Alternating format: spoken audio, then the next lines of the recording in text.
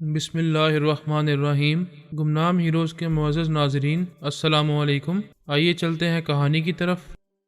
باسون کے کسینوں میں وہاں کے انٹیلیجنس کے 3 سراغ رساں آئے تھے اور پارس اور پورس کو تلاش کر رہے تھے۔ انہوں نے کسینوں کے باس سے بھی پوچھا اور ان کا حلیہ بتا کر کہا اپنے آدمیوں سے کہا جائے کہ اس حلیے کے 2 نوجوان نظر آئیں تو فوراً انہیں پکڑ کر اس کے دفتر میں لے آئیں۔ وہ انہیں تلاش کرتے رہے، پھر ناکام ہو کر اس کسینوں سے چلے گئے۔ اپنے اعلیٰ افسر کو اطلاع دی وہ یہاں نہیں ہے۔ بحری جہاز والے کسینوں میں 2 سراغ رساں گئے تھے، انہوں نے بھی یہی اطلاع دی۔ انٹیلیجنس کے اعلیٰ افسر نے اس جاسوسہ سے رابطہ قائم کرنا چاہا جو پورس کے ساتھ گئی تھی، لیکن اس سے رابطہ نہیں ہو رہا تھا۔ ظاہر ہے پورس نے اسے اپنے لوگوں سے غافل کر دیا ہوگا۔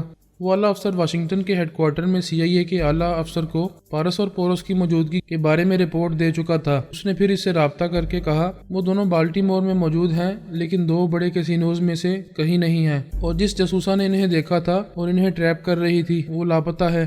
انہوں نے یقیناً ٹیلی پیتھی کے ذریعے اسے ہم سے دور کر دیا ہے۔ CIA کے اعلیٰ افسر نے کہا تیج پال کی رہنمائی میں ہمارے 4 ٹیلی پیتھی جاننے والے اچھی کارکردگی کا مظاہرہ کر رہے ہیں۔ ان میں سے ایک ٹیلی پیتھی جاننے والا بیزون اس وقت میرے دماغ میں ہے اور آپ کی بھی آواز سن رہا ہے۔ ابھی وہ آپ کے پاس خیال خوانی کے ذریعے آئے گا۔ ویسے ان دونوں کو ڈھونڈنا اور اپنی حراست میں لینا بہت ضروری ہے۔ ان کا باپ فرحاد علی تیمور ہمیں بہت الجھا رہا ہے۔ اس نے ہمیں 24 گھنٹے کی مہلت دی تھی کہ ہم نے اس کی بیٹی اعلیٰ بی بی کو واپس اس کے پاس نہ پہنچایا تو یہاں ایسی تخریبی کارروائیاں شروع کر دے گا جس کا الزام اس کو نہیں دیا جا سکے گا۔ اس افسر نے کہا لیکن اعلیٰ بی بی تو بابا صاحب کے ادارے میں موجود ہے۔ انہوں نے سیٹلائٹ کے ذریعے ایک چینل پر اسے بابا صاحب کے ادارے میں دکھایا تھا۔ ہاں فرحاد دوہری چالیں چل رہا ہے۔ ایک طرف عالمی میڈیا کے ذریعے سب کو یقین دلا رہا ہے کہ اس نے ہمیں 24 گھنٹے کی مہلت نہیں دی ہے اور اعلیٰ بی بی کو بھی اغوا کیا گیا ہے۔ اعلیٰ بی بی تو ان کے ادارے میں موجود ہے۔ دوسری طرف وہ در پردہ ہمیں دھمکیاں دے رہا ہے اور یہ چیلنج کر رہا ہے کہ تخریبی کارروائیاں شروع کرنے کے لیے 24 گھنٹے کی مہلت ختم ہوتی جا رہی ہے اور اب صرف 5 گھنٹے رہ گئے ہیں۔ ان افسران نے فون کا رابطہ ختم کیا۔ اسی وقت بیزون نے بالٹی مور والے افسر کے دماغ میں آ کر کہا میں بیزون بول رہا ہوں کہ آپ کے پاس اس جاسوسہ کی آواز کا کوئی ٹیپ موجود ہے؟ جی ہاں، ہمارے ریکارڈ روم میں ہے۔ پلیز آپ مجھے سنائیں، میں خیال خوانی کے ذریعے آپ کی اس جاسوسہ کو تلاش کروں گا۔ تھوڑی دیر بعد ایک کیسٹ ریکارڈر کے ذریعے اس جاسوسہ کی آواز سنائی دی۔ بیزون توجہ سے سنتا رہا، اس کی آواز اور لب و لہجے کو اپنے ذہن میں نقش کرتا رہا۔ پھر اس نے کہا ٹھیک ہے، آپ بند کر دیں، میں ابھی معلوم کرتا ہوں۔ بیزون نے دماغی طور پر حاضر ہو کر تیج پال کو تمام باتیں بتائیں۔ تیج پال نے کہا جیسا کہ تم رپورٹ دے رہے ہو اس سے یہی ظاہر ہوتا ہے کہ وہ واقعی پارس اور پورس ہیں۔ اگر انہیں گرفتار کر لیا جائے گا تو مسٹر فرحاد کی یہ دوہری چال ناکام ہو جائے گی۔ ہم یہ ثابت کر سکیں گے کہ ایک طرف فرحاد اپنے آپ کو بے قصور اور خود کو امریکی معاملات سے الگ تھلگ ثابت کر رہا ہے اور دوسری طرف یہاں تخریبی کارروائیاں کرنے کے لیے اپنے دونوں بیٹوں کو بالٹی مور میں چھپا رکھا ہے۔ میں خیال خوانی کے ذریعے اس جاسوسہ کے دماغ میں جا رہا ہوں۔ اس کے ذریعے حقیقت معلوم ہو جائے گی کہ پارس اور پورس نے ہی اسے ٹریپ کیا ہے یا وہ جاسوسہ خود ہی عیاش ہے اور چپ چاپ رات بھر کے لیے غائب ہو گئی ہے۔ تیج پال نے کہا اپنے ساتھ مائک مورو کو لے جاؤ اور بالٹی مور کے افسر سے کہو کہ وہ دونوں بڑے کیسینو کے مالکان سے فون کے ذریعے رابطہ کرے۔ مائک مورو اس افسر کے دماغ میں رہ کر ان مالکان کی آواز سنے گا، پھر خیال خوانی کے ذریعے ان کے دماغوں میں پہنچ کر معلوم کرے گا کہ واقعی وہ دونوں وہاں آئے تھے یا نہیں۔ مائک مورو اپنے ساتھی بیزون کے دماغ میں آیا۔ بیزون اس بالٹی مور والے افسر کے پاس آ کر بولا آپ کے دماغ میں ہمارا ایک اور ٹیلی پیتھی جاننے والا موجود رہے گا۔ آپ وہاں کے 2 بڑے کیسینو کے مالکان سے فون پر رابطہ کریں۔ یہ ان کی آوازیں سن کر ان کے دماغوں میں جا کر پارس اور پورس کے متعلق صحیح معلومات حاصل کرے گا۔ ہو سکتا ہے کہ وہ دونوں میں سے کسی ایک کیسینو میں موجود ہوں اور اس کی خبر کسی اور کو نہ ہو، لیکن یہ جو مالکان ہوتے ہیں اپنے دفتروں میں بیٹھ کر ٹی وی اسکرین کے ذریعے اپنے پورے کیسینو کے مختلف حصوں کو دیکھتے رہتے ہیں۔ ہو سکتا ہے انہوں نے پارس اور پورس کے حلیے کے نوجوانوں کو دیکھا ہو۔ اس افسر نے کہا میں ابھی فون پر رابطہ کر رہا ہوں۔ بیزون خیال خوانی کے ذریعے اس جاسوسہ کے دماغ میں پہنچا، پھر فوراً ہی واپس ہو گیا۔ دماغی طور پر حاضر ہو کر تیج پال سے بولا میں اس جاسوسہ کے دماغ میں پہنچ گیا تھا لیکن وہاں پہنچتے ہی فوراً واپس آ گیا۔ کیا وہ جاسوسہ یوگا کی ماہر ہے؟ سانس روک لیتی ہے؟ ایسی بات نہیں ہے، بس میں اس کے خیالات نہ پڑھ سکا۔ اس کے خیالات پڑھنے میں کیا دشواری پیش آ رہی ہے میں کیا بتاؤں۔ یہاں میری بیوی مونا ریٹا ہے اور تم جانتے ہو کہ میں مونا ریٹا سے کتنی محبت کرتا ہوں۔ اس کے علاوہ کسی دوسری عورت کی تنہائی نہیں دیکھ سکتا۔ وہ جاسوسہ ایسی حالت میں ہے کہ میں اس کے دماغ میں نہیں رہ सकता। इसकी बीवी मुन्ना रीटा ने खुश होकर इसके शाने पर सर रख कर कहा, देखो तेजपाल, मेरा बेजोन मुझसे कितनी मोहब्बत करता है। मैंने इसे मना नहीं किया, लेकिन ये खुद ही मेरा ऐसा दीवाना है कि किसी और को देखना पसंद नहीं करता। तेजपाल ने परेशान होकर कहा, मुन्ना रीटा, यहाँ दीवानगी, फर्माबरदारी और मोहब्बत का कोई सवाल नहीं है। अभी हमें अपने बहुत अहम मसले को हल करना है। वो बोली, आप किसी कुंवारे को भेज दें, लेकिन मेरा शोहर वहाँ नहीं जाएगा। तेजपाल ने कहा, बड़ी रॉबर्ट, तुम इस जासूसा के दिमाग में जाओ, बेजून तुम्हें वहां पहुंचा देगा। उन्होंने इसकी हिदायत पर अमल किया। बेजून ने इसे वहां पहुंचा दिया। चंद ही लम्हों के बाद बड़ी रॉबर्ट ने वापस आकर हिचकिचाते हुए कहा, सॉरी तेजपाल, हम थोड़ी देर बाद ख्यालखानी के जरिए इस जासूसा के बारे में और पारस और पोरस के बारे में बहुत कुछ मालूम कर लेंगे। तेजपाल ने कहा, थोड़ी देर बाद क्यों, अभी क्यों नहीं? भाई समझा करो, मैं कुंवारा हूँ, मैं भी इसके पास जाकर ख्यालखानी नहीं कर सकता। तेजपाल ने परेशान होकर कहा, क्या मुसीबत है? बेजून शादीशुदा है इसलिए नहीं जा सकता, और तुम कंवारे हो इसलिए नहीं जा सकते, फिर वहाँ कौन जा सकता है? बेजून ने कहा, तेजपाल, तुम्हें खुद समझना चाहिए कि वहाँ कोई नहीं जा सकता। वहाँ दो शैतान, पारस और पोरस में से कोई मौजूद होगा। हम ऐसे कैसे समझ सकते हैं? ठोस सबूत होना चाहिए, और ख्यालखानी के जरिए तुम लोग पूरे यकीन से मालूम कर सकते हो कि वहाँ पोरस या पारस मौजूद हैं या नहीं। बड़ी रॉबर्ट ने कहा, हम तुम्हारी हिदायत पर अमल करते रहते हैं और मुश्किल से मुश्किल मरहले से गुजरते रहते हैं। प्लीज हमें इस मरहले से गुजरने को ना कहो। तेजपाल ने जोसेफ विस्की को देखकर पूछा, तुम भी ऐसे ही दिलो दिमाग के कमजोर हो? क्या ऐसे मुश्किल वक्त में तुम ऐसी जगह नहीं जा सकते जहां जाना मुनासिब नहीं है, लेकिन हालात मजबूर करें और हमें अपने दुश्मनों तक जल्द से जल्द पहुंचना जरूरी हो, तो क्या अपने फराइज की अदायगी से इनकार करोगे? जोसेफ विस्की ने कहा, इनकार नहीं करूंगा। बेजून, तुम मुझे इसके पास पहुंचा दो। बेजून ने इसे जासूसा के दिमाग में पहुंचा दिया और खुद वापस चला आया। थोड़ी देर बाद इसने दिमागी तौर पर हाजिर होकर कहा, तेजपाल, मैंने इस जासूसा के जरिए एक मर्दाना आवाज सुनी, फिर इसके लबो लहजे को गिरफ्त में लेकर इसके दिमाग में पहुंचा और इसके ख्यालात पढ़े। पता चला कि वो पोरस है। तेजपाल ने कहा, नामुमकिन, ये हो ही नहीं सकता कि वो पोरस हो और तुम इसके ख्यालात पढ़कर आ रहे हो। मैं जानता हूँ कि हम इनके दिमागों में नहीं पहुंच सकते। जाना चाहेंगे तो वो सांस रोक लेंगे, लेकिन मेरी पूरी बात तो सुनो। अच्छा, कोई और बात है? बताओ। वो अपनी आदत और मिजाज के खिलाफ आज 2 पैक पी चुका है। इस जासूसा ने बड़ी मोहब्बत से इसे पिलाया है। औरत ऐसी होती है कि बादशाह इसके लिए तख्तो ताज छोड़ देता है। पोरस ने इस पर लट्टू होकर इसके हाथों से पी ली होगी। तेजपाल सोच में पड़ गया। इसका जहन तस्लीम नहीं कर रहा था कि पोरस नशा करने की गलती करेगा। ऐसे वक्त इनके टेलीपैथी जानने वाले माइक मोरू ने दिमागी तौर पर हाजिर होकर कहा,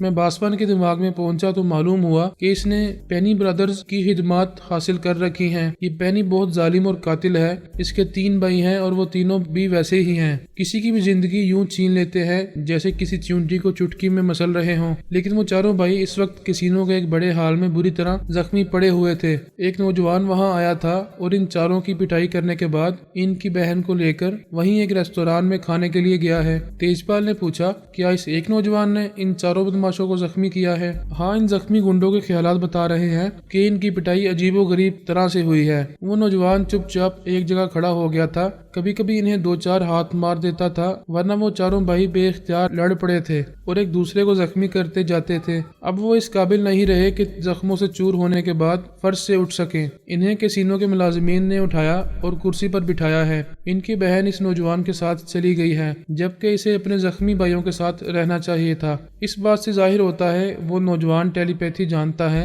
एक तो इसने ख्यालखानी के जरिए चारों भाइयों को आपस में लड़ने पर मजबूर किया। जब वो बुरी तरह जख्मी हो गए तो इसने इनकी बहन के दिमाग पर कब्जा जमाया और वो मजबूर होकर इसके साथ चली गई। तो फिर फौरन जाओ, इस नौजवान तक पहुंचने की कोशिश करो। ये यकीन हो रहा है कि वो पोरस या पारस होगा, लेकिन हमें पूरी तरह तस्दीक करनी चाहिए। तेजपाल के वो चारों टेलीपैथी जानने वाले फौरन ही ख्यालखानी के जरिए बासवान के दिमाग में पहुंचे और इसे मजबूर करके वहां ले गए जहां पारस इस हसीना के साथ बैठा खा रहा था। बास ने इससे पूछा, मिस्टर, तुमने अपना नाम नहीं बताया, वाकई बहुत दलेर हो। मैं चाहूंगा कि तुम खाने के बाद मुझसे मुलाकात करो। इसके जवाब में पारस ने कहा, मैं अभी मसरूफ हूँ। जब मेरी मसरूफियात खत्म हो जाएंगी तो शायद मैं कल दिन को किसी वक्त तुमसे मुलाकात करूंगा। फिलहाल हमें डिस्टर्ब ना करो, चले जाओ। पारस की आवाज सुनते ही इन चारों ने बेहक वक्त इसके दिमाग के अंदर पहुंचने की कोशिश की, लेकिन पारस ने सांस रोक ली। इनमें से बेजून ने दूसरी बार दिमाग में जाकर कहा, प्लीज सांस ना रोको, मैं तुमसे बात करना चाहता हूँ। इसने बात नहीं सुनी, फिर सांस रोक ली। तेजपाल ये रिपोर्ट सुनकर गहरी संजीदगी से सोच रहा था। फिर इसने कहा, ये पारस हो सकता है, अपने दिमाग में नहीं आने दे रहा ادھر پورس اس حسین جاسوسہ کی قربت سے دیوانہ ہو کر نشے کو منہ لگا رہا ہے۔ بیزو نے پوچھا، ہمیں کیا کرنا چاہیے؟ تم چاروں وہاں کے انٹیلیجنس والوں کے دماغوں میں جاؤ اور ان سے کہو فوراً باسون کے کیسینو میں جا کر پارس کو گھیرے میں لے کر فرار نہ ہونے دیں، اسے ہر حال میں گرفتار کریں۔ مجھے یقین ہے کہ وہ دونوں بھائی جلد ہی گرفتار کر لیے جائیں گے۔ اس کی ہدایت کے مطابق وہ چاروں بالٹیمور کے افسران کے دماغوں میں گئے اور بتایا کہ پارس اور پورس کو گرفتار کرنے کے لیے کہاں پہنچا جا سکتا ہے اور انہیں کس قدر محتاط رہ کر دونوں بھائیوں کو گرفتار کرنا ہوگا۔ اگر ان کی ذرا سی بھی غفلت یا حکمت عملی سے انہیں فرار ہونے کا موقع ملے گا تو امریکی اکابرین ایک بڑا گیم ہار جائیں گے۔ یہ ثابت نہیں کر سکیں گے کہ فرحات دوہری چال چل رہا ہے۔ اپنے دو بیٹوں کو بالٹیمور بھیج کر دی ہوئی مہلت ختم ہوتے ہی ان اکابرین کو زبردست نقصان پہنچانے والا ہے۔ پارس اس کیسینو میں 4 گنڈے بھائیوں کی اکلوتی بہن لیزا کے ساتھ ریستوران میں بیٹھا ہوا ڈنر میں مصروف تھا۔ لیزا نے کہا، تم بڑے اطمینان سے کھا رہے ہو اور مجھ سے ایک لقمہ بھی کھایا نہیں جا رہا۔ میرے چاروں بھائی بری طرح زخمی ہو گئے ہیں، مجھے ان کے پاس جانا چاہیے تھا، مگر تم کیا ہو کہ میں اپنی مرضی کے خلاف ان بھائیوں کو چھوڑ کر تمہارے ساتھ یہاں آ گئی ہوں۔ پارس نے کہا، تم نے اپنی قیمت بتائی تھی کہ مردانگی اور دلیری مردانگی عورت کو دکھائی جاتی ہے اور دلیری مرد کو، لہٰذا میں نے تمہارے 4 مرد بھائیوں کو دلیری دکھا دی، مردانگی تمہیں دکھاؤں گا۔ اس طرح میں نے تمہاری بتائی ہوئی قیمت ادا کی ہے۔ تم میرے ہاتھ بک چکی ہو، اب بکنے کے بعد خریدار کی مرضی پر ہو، اور خریدار کی مرضی یہ ہے کہ تمہارے کسی سوال کا جواب نہ دے۔ تم ٹیلی پیتھی جانتے ہو، اس کے ذریعے تم نے میرے بھائیوں کو آپس میں لڑا دیا اور ایک طرف کھڑے تماشا دیکھتے رہے۔ جھوٹ بول رہی ہو، میں نے دلیری دکھانے کے لیے تمہارے 4 بھائیوں کو کبھی کبھی 1-2 ہاتھ جمائے ہیں، تم بھول رہی ہو۔ یہ کون سی مردانگی ہے کہ میرے دماغ پر قبضہ جما کر یہاں لے آئے؟ جب میں نے تمہیں خرید لیا ہے تو میں تمہارے صرف دل کا ہی نہیں، تمہارے دماغ پر بھی حکومت کرنے کا حق رکھتا ہوں۔ تم نے صحیح طریقے سے میری قیمت ادا نہیں کی ہے، ٹیلی پیتھی کے ذریعے میرے بھائیوں کو شکست دی ہے، جبکہ تمہیں ایک مرد کی طرح ان سے مقابلہ کرنا چاہیے تھا۔ اچھا، میں خالی ہاتھ تمہارے 4 بھائیوں سے مقابلہ کرتا اور وہ مجھے اپنے ہتھیاروں سے بھون کر رکھ دیتے۔ میں نے اپنا ٹیلی پیتھی کا ہتھیار استعمال کیا ہے تو تم اس پر اعتراض کر رہی ہو۔ جب مرد ایک دوسرے کے مقابلے پر آتے ہیں تو اپنے اپنے پاس رکھے ہوئے ہتھیار استعمال کرتے ہیں، مگر عورت کو ٹیلی پیتھی کے ذریعے زیر نہ کرو، اپنی مردانگی سے زیر کرو۔ آئندہ میں تمہارے دماغ میں نہیں آؤں گا، تم آزاد رہو گی اور دیکھو گی کہ میں تمہیں کس طرح قابو میں کرتا ہوں۔ اگر تم زبان کے سچے ہو اور واقعی ٹیلی پیتھی کا ہتھیار استعمال نہیں کرو گے تو قیامت تک مجھے حاصل نہیں کر سکو گے۔ مجھے تمہارا چیلنج منظور ہے۔ وہ اس کی طرف ہاتھ بڑھا کر بولی، میں صرف ایک بار تمہارا موبائل فون استعمال کرنا چاہتی ہوں۔ پارس نے اسے فون دیا، وہ اسے لے کر آن کرنے کے بعد نمبر پنچ کرنے لگی۔ جب رابطہ ہوا تو اس نے کان سے لگا کر پوچھا، ہیلو، میرے 4 بھائی کہاں ہیں؟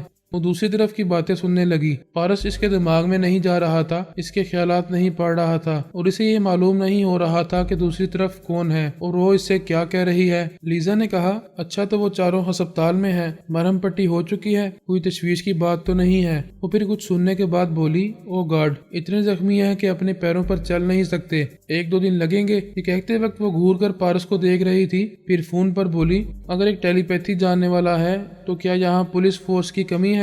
اسے چاروں طرف سے گھیر کر گرفتار نہیں کیا جا سکتا؟ ایک ٹیلی پیتھی جاننے والا کتنے پولیس والوں کے دماغوں میں بیک وقت جا سکے گا؟ وہ پھر دوسری طرف کی باتیں سننے لگی۔ اس کے بعد بولی، ٹھیک ہے، میں یہاں ہوں، اس کے بعد اپنے بھائیوں سے ملنے اسپتال جاؤں گی۔ یہ کہہ کر اس نے فون کو آف کیا، اسے پارس کے سامنے ہاتھ بڑھا کر رکھ دیا۔ اس نے کہا، میں نے ٹیلی پیتھی کا سہارا نہیں لیا، تمہارے خیالات نہیں پڑے، لیکن تمہاری باتوں سے اندازہ لگایا ہے۔ ابھی تم کسی پولیس افسر سے باتیں کر رہی تھی۔ وہ بولی، ہاں، میں نے پولیس والوں کو سمجھایا ہے کہ تمہیں گھیر کر گرفتار کیا جا سکتا ہے، لیکن کس جرم میں؟ جب کسی کو گرفتار کیا جاتا ہے تو وہ ملزم کہلاتا ہے، جرم ثابت ہو جائے تو پھر مجرم کہلاتا ہے۔ فی الحال صرف اتنا ہی جرم کافی ہے کہ تم نے اس کیسینو میں ہنگامہ برپا کیا ہے، لڑائی جھگڑے کر کے میرے 4 بھائیوں کو زخمی کیا ہے اور یہاں کے قیمتی سامان کو توڑ پھوڑ ڈالا ہے۔ اس کے بعد پولیس والے تم سے نمٹ لیں گے۔ مجھے عارضی طور پر حراست میں رکھنے کے لیے اتنے الزامات کافی ہیں، میں بھی پولیس والوں سے نمٹ لوں گا۔ ویسے تم میری مرضی کے بغیر بھائیوں سے ملنے کے لیے اسپتال نہیں جاؤ گی، وہ تو مجھے جانا ہی ہے۔ یہ میری شرافت ہے کہ میں تمہارا کھانا ختم ہونے کا انتظار کر رہی ہوں، اس سے پہلے نہیں جاؤں گی۔ کھانا ختم ہونے کا انتظار کر رہی ہو یا پولیس والوں کی آمد کا، تم کچھ بھی سمجھ سکتے ہو۔ اگر خطرہ محسوس کر رہے ہو تو تنہا ٹیلی پیتھی کا ہتھیار بے شمار پولیس والوں پر آزما نہیں سکو گے، تو یہاں سے بھاگ جاؤ۔ میں میدان چھوڑ کر بھاگنے والوں میں سے نہیں ہوں۔ اس وقت کیسینو کا مالک باس نمبر 1 اپنے باڈی گارڈز کے ساتھ آیا اور بولا، وہ 4 اسپتال میں ہیں اور بڑی تشویشناک حالت میں ہیں۔ آپ نے میرے ان 4 سیکیورٹی گارڈز کو بری طرح زخمی کیا ہے، پھر میرے کسینو کا بہت سا قیمتی سامان تباہ کر دیا ہے۔ میں آپ کے خلاف کچھ نہیں کر سکتا، صرف ایک التجا کرتا ہوں۔ میں سمجھ رہا ہوں آپ التجا کریں گے کہ یہاں سے چلا جاؤں اور کھانے کا بل ادا نہ کروں۔ آپ کا احسان ہوگا، بل کی کوئی بات نہیں ہے، آپ صرف چلے جائیں تاکہ اس بات کی ضمانت ہو کہ آئندہ یہاں کوئی ایسی گڑبڑ نہیں ہوگی۔ تمہارے گنڈے جب گڑبڑ کرتے ہیں تو تم اسے جائز قرار دیتے ہو، کیونکہ وہ تمہارے کسینو کے ناجائز معاملات کی حمایت میں خون خرابہ کرتے ہیں اور یہاں کے لوگوں کو مار پیٹ کر نکال دیتے ہیں۔ لیکن میں نے جو دنگا فساد کیا ہے وہ تمہارے اصولوں کے خلاف ہے۔ بہرحال میں کھانے کے بعد چلا جاؤں گا۔ وہ بولا، میں اسپتال اپنے 4 سیکیورٹی گارڈز کی خیریت معلوم کرنے جا رہا ہوں، کیا میں ان کی بہن لیزا کو لے جا سکتا ہوں؟ پارس نے کہا، اب یہ میری ہے، اس لیے میرے ساتھ جائے گی۔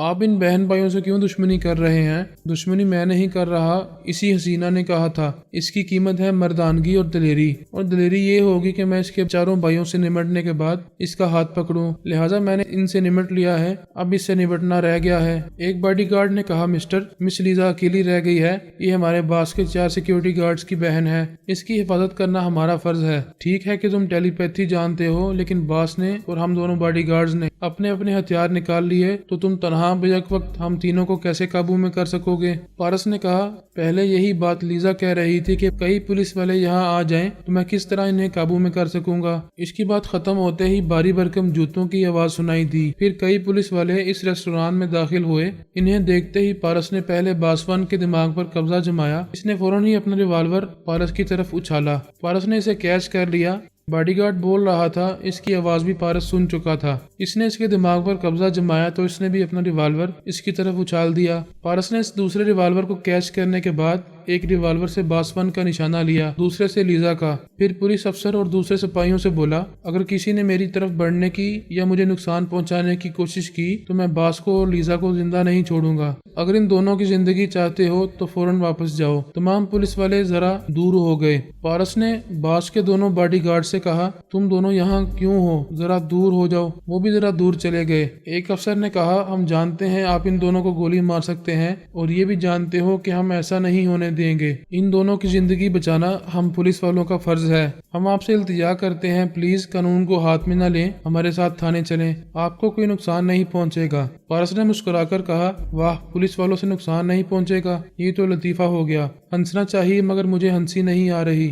ایک پولیس افسر کے موبائل فون سے بزر کی آواز سنائی دی۔ اس نے فون کو آن کر دیا اور کان سے لگایا اور کہا، ہیلو۔ وہ دوسری طرف کی باتیں سننے لگا۔ پارس اس کے دماغ میں پہنچ گیا۔ دوسری طرف سے کوئی پولیس افسر کہہ رہا تھا، ہم اس ہوٹل کو چاروں طرف سے گھیر کر اس کمرے میں گئے، وہاں انٹیلیجنس کی جاسوسا ایک نوجوان کے ساتھ اور وہ نوجوان نشے کی حالت میں مدہوش تھا، ہم نے اسے گرفتار کر لیا ہے۔ پارس نے سمجھ لیا کہ پورس گرفتار ہو چکا ہے۔ اس نے خیال خانی کے ذریعے پورس کے دماغ میں پہنچ کر دیکھا، وہ واقعی نشے کے باعث مدہوش تھا۔ پولیس افسر نے فون کے ذریعے کہا، جاسوسا کو اور اس کے نوجوان ساتھی کو حراست میں لے کر پولیس اسٹیشن لے آؤ، ہم اسے واشنگٹن میں CIA والوں کے حوالے کریں گے۔ دوسری طرف سے ایک پولیس افسر نے کہا، ہم نے ان دونوں کو حراست میں لے لیا ہے، لیکن ہمارے دماغ میں آنے والوں نے ہم سے کہا ہے صرف اسے گرفتار کرنا کافی نہیں ہوگا، یہ ہوش میں آتے ہی گرفت سے نکل جائے گا، لہٰذا اسے زخمی کیا جائے تاکہ یہ خیال خوانی کے قابل نہ رہے۔ نہیں، اسے زخمی نہ کرو، پہلے تھانے لے آؤ۔ افسوس، ہمارے ایک سپاہی نے اس پر گولی چلا کر